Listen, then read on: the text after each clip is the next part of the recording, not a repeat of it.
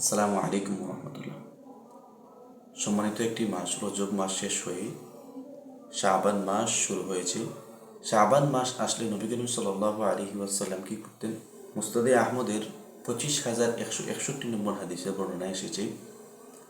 আম্মাজান আয়েশা বলেন, كان رسول الله صلى الله عليه وسلم يتحفظ من هلال شعبان ما لا يتحفظ من غيره।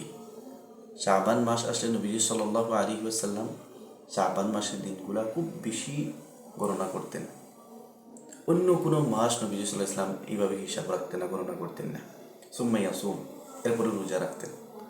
এখন প্রশ্ন হলো, নবী করিম সাল্লাল্লাহু আলাইহি ওয়াসাল্লাম এই মাসকে কেন এত বেশি গুরুত্ব দিতেন এবং কেন এত বেশি রোজা রাখতেন? যেমনটা হাদিসের মধ্যে আসছে, বুখারী শরীফের 1969 নম্বর হাদিসের মধ্যে আসছে।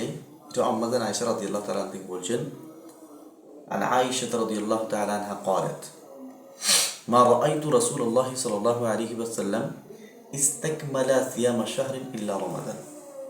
আম্মাজান আয়েশা রাদিয়াল্লাহু তাআলা বলছেন, আমি রমজান মাস ছাড়া অন্য কোনো মাসে নবীজি সাল্লাল্লাহু আলাইহি ওয়াসাল্লামকে পূর্ণ রোজা রাখতে দেখিনি।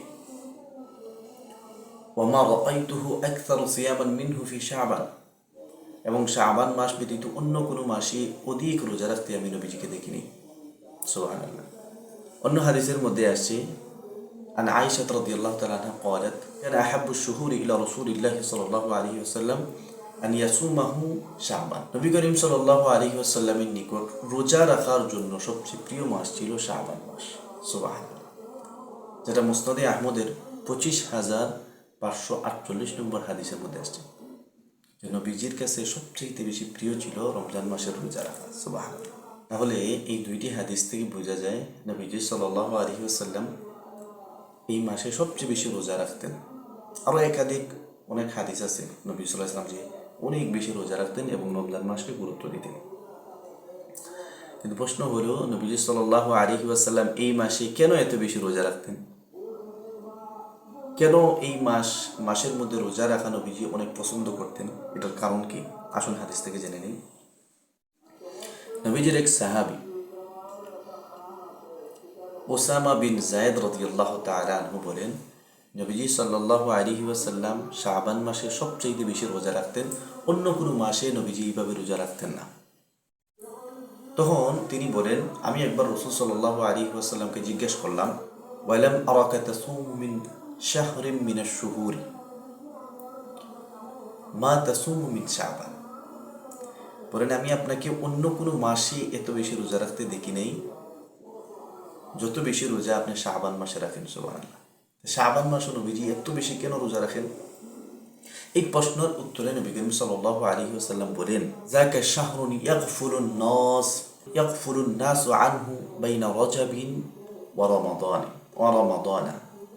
নবী সাল্লাল্লাহু আলাইহি ওয়াসাল্লাম বলেন, এই মাসটা হচ্ছে রজব এবং রমজানের মধ্যবর্তী মাস। আর রমজান মাস সম্মানিত মাস, বিভিন্ন কারণে ফজিলতপূর্ণ। আর রজব মাস সম্মানিত 4 মাসের এক মাস।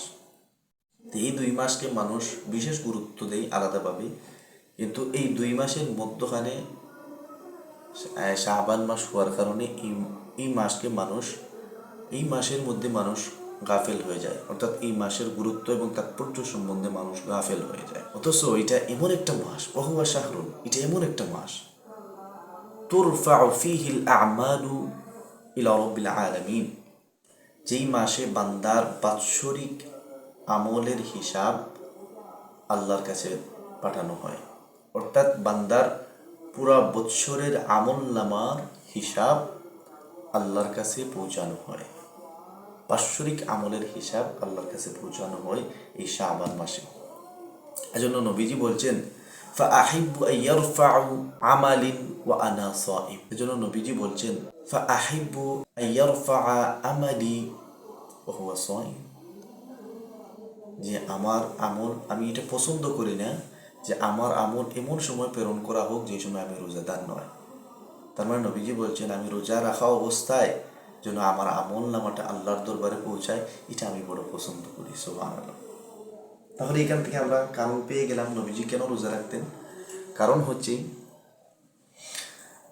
এই শাবান মাসটা রজব এবং শাবান মাসের মধ্যবর্তী মাস, যার কারণে মানুষ গাফেল হয়ে যায়।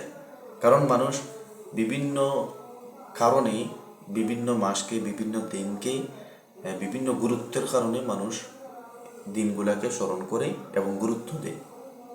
কিন্তু শাবান মাস, নবীজি এটা বোঝাতে চাইলেন, শাবান মাসে এমন একটা বিষয় আছে যেই বিষয়টার দিকে লক্ষ্য করে শাবান মাসকে গুরুত্ব দেওয়া উচিত। কারণ এই শাবান মাসে বান্দার বাৎসরিক আমলনামা আল্লাহর নিকট পৌঁছানো হয়।